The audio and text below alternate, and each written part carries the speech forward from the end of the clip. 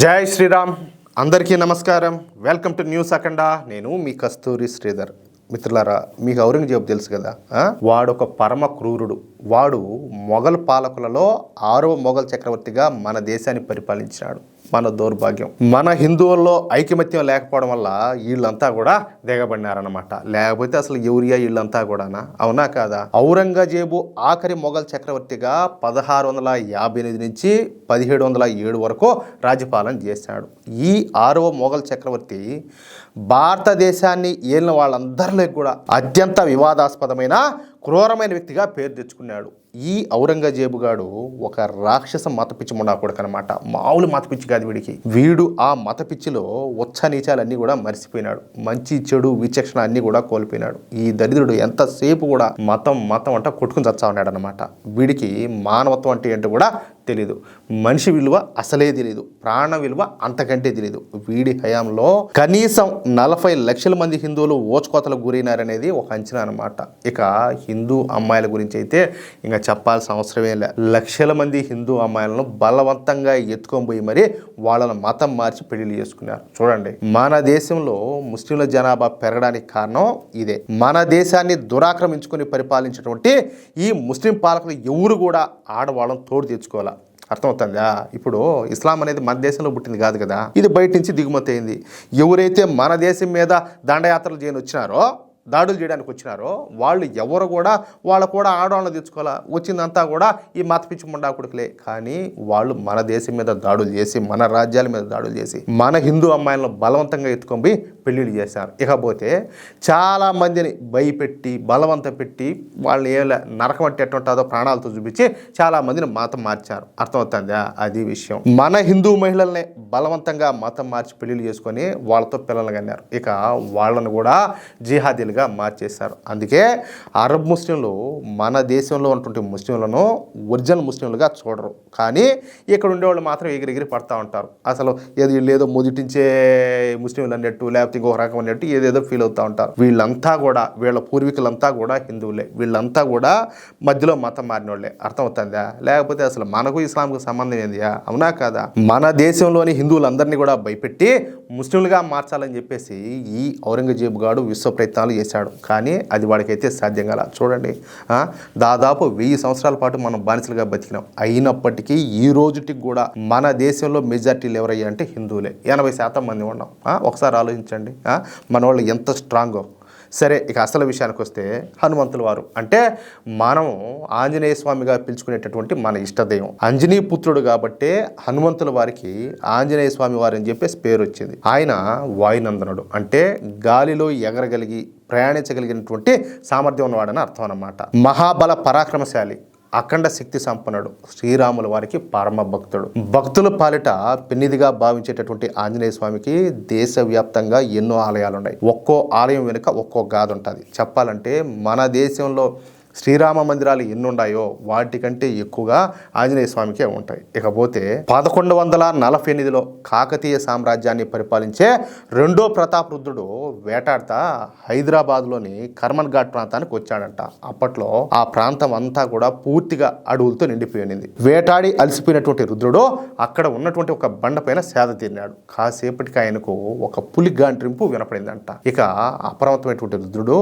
ఇంకా ఆయన దగ్గర అన్ని ఆయుధాలు ఉంటాయి కదా, ఏది ధనసు బాణాలు అన్నీ ఉంటాయి, అవన్నీ ధరించి శబ్దం వచ్చిన వైపుగా పోయి చూసినాడు. ఏంది బా ఏదో శబ్దం వచ్చిందే, ఏంది కథ, ఏంది పుల్లేరినట్టున్నది అని. కానీ అక్కడ ఏమీ కనపడలా. ఇంక దాంతో ఏం చేశాడు, మళ్ళా తిరిగి వచ్చినాడు. ఇంకా మళ్ళా కాసేపటికి మళ్ళా పులిగాండ్రం వినపడింది. ఆ తర్వాత ఆ ప్రాంతం అంతా కూడా అంత క్షుణ్ణంగా అంతా కూడా వెతికినాడు. అక్కడ కూడా ఎలాంటి జంతువు కనపడలా. కానీ రామ శబ్దం వినపడింది అంట. తర్వాత అంటే ముందు పులి శబ్దం వినపడింది, మళ్ళీ రామ శబ్దం వినపడింది. రామ శబ్దం వినపడగానే రుద్రుడు ఏం చేశాడంటే భక్తితో 2 చేతులు కూడా జోడించి ఆ అదృశ్యమూర్తిని ప్రార్థించినాడు. అయ్యా, ఎవరు స్వామి నువ్వు, ఏంది ఈ విధంగా నాకు ఏదో ఇట్లా అనిపిస్తుంది, ఏదో శబ్దాలు వినపడుతున్నాయి, ఇప్పుడేమో రామమంత్రం వినిపిస్తుంది, ఏందని చెప్పేసి ప్రార్థించాడు అనమాట. ధ్యానం చేస్తే దర్శనం ఇస్తానని చెప్పేసి ఆ అదృశ్యమూర్తి స్వరం వినపడిందంటే నాకు. చూడండి, నువ్వు ధ్యానం చెయ్యి, నేను నీకు కనపడతానని. దీంతో రుద్రుడు అక్కడే ధ్యానం చేయడం మొదలుపెట్టాడు. కొంతసేపటికి ఇక చాలు లేనాయన అని శబ్దం వినపడిందంట. అప్పుడు రుద్రుడు కళ్ళు తెరిచి ఆ శబ్దం వినిపించేటువంటి దిక్కులు వెతికితే ధ్యాన ముద్రలో ఉన్నటువంటి ధ్యానాంజనేయ స్వామి విగ్రహం కనపడింది. చూడండి ధ్యానాంజనేయ స్వామి విగ్రహం దర్శనంతో పరమానందంతో ప్రతాపరుద్రుడు ఆ విగ్రహానికి పూజలు చేసి తిరిగి తన మందిరానికి వెళ్ళిపోయినాడు. ఆ రాత్రి ఈ ప్రతాపరుద్రునికి కలలో ధ్యానాంజనేయ స్వామి వాళ్ళు ప్రత్యక్షం అయ్యి నాకు ఒక ఆలయం నిర్మించమని చెప్పేసి ఆదేశించాడంట. స్వామివారి ఆదేశం మేరకు ప్రతాపరుద్రుడు ప్రస్తుతం ఉన్నటువంటి ఆలయాన్ని నిర్మించినట్టు ఆలయ చరిత్ర ద్వారా మనకైతే తెలుస్తుందన్నమాట. తర్వాత కాలంలో ఈ కాకతీయ రుద్రులో ఇష్టదైవంగా కర్మన్ ఘాట్ ధ్యానాంజనేయ స్వామిని పూజించడంతో స్వామి మహిమ నలుదిక్కులకు వ్యాపించింది. అప్పటి నుంచి ప్రతిరోజు కూడా వేల సంఖ్యలో భక్తులు ఆ ఆలయాన్ని అంతా కూడా దర్శిస్తూ ఉంటారనమాట. ఈ కర్మన్ ఘాట్ ఆంజనేయ స్వామి వారి ఆలయాన్ని దర్శించడానికి అప్పట్లో జమ్మూ నుంచి కూడా పండితులు వచ్చేవాళ్ళంట. ఎక్కడి నుంచి? జమ్మూ నుంచి. ఇక 17వ శతాబ్దం వచ్చే నాటికి మన దేశం అంతా కూడా ఈ మతపిచ్చి ముండా కొడుకులు పొసిమైపోయింది. అంటే ఇందాక నేను చెప్పినా కదా, ఈ ఔరంగజేబు గాడు వీళ్ళంతా కూడా. ఇక ఈ మతపిచ్చే రాక్షస జాతిలో పేరెనిక గన్నోడు చేసి వీడు ఔరంగజేబు. వీడు మన కర్మన్ ఘాట్ ఆంజనేయ స్వామి గురించి కథలుగా విన్నాడు అంతే. ఇక ఈ కర్మన్ ఘాట్లోని ఆంజనేయ స్వామి వారి విగ్రహాన్ని నాశనం చేయమని చెప్పేసి వాడి సైన్యానికి ఆదేశాలు జారీ చేశాడంట. చూడండి.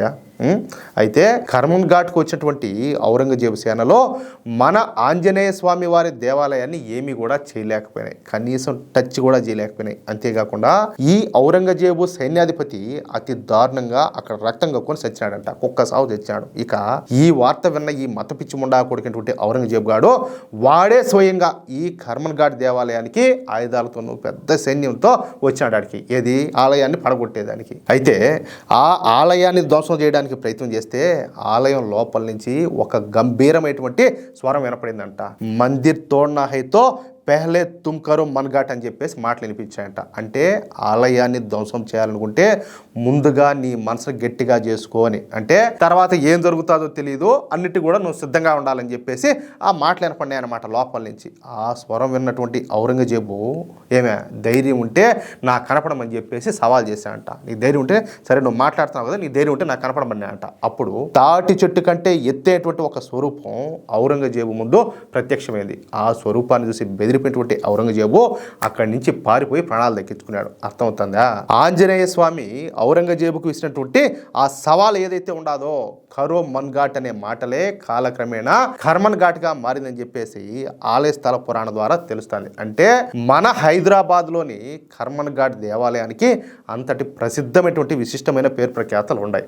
ఆ రోజుల్లోనే కాశ్మీరీ పండితులు కర్మన్ ఘాట్ దేవాలయానికి వచ్చేవాళ్ళంటే ఆ ఆలయం ఎంతటి పవిత్రమైందో, ఎంతటి మహిమగల దేవాలయమో మనం అర్థం చేసుకోవచ్చు. అందుకే మన కర్మన్ ఘాట్ ఆలయం గురించినటువంటి విషయాలను మన హిందువులందరూ కూడా తెలుసుకోవాలని ఈ విషయాన్ని మీతో పంచుకుంటున్నా. అది విషయం మిత్రులారా. ఈ వీడియో కనుక మీకు నచ్చినట్లయితే ఖచ్చితంగా ఈ వీడియో నలుగురికి షేర్ చేయండి. అలాగే ప్రతి ఒక్కరు కూడా ఈ వీడియోకు సంబంధించి మీ యొక్క అమూల్యమైనటువంటి అభిప్రాయాలను కామెంట్ రూపంలో తెలియజేయండి. ఇంకో విషయం ఏంటంటే ఇంతవరకు మీరు గనక మన ఛానల్ను సబ్స్క్రైబ్ చేసుకున్నట్లయితే ప్రతి ఒక్కరు కూడా మన ఛానల్ను సబ్స్క్రైబ్ చేసుకోండి, సపోర్ట్ చేయండి ప్లీజ్. జై శ్రీరామ్, జై హనుమాన్, జై హింద్.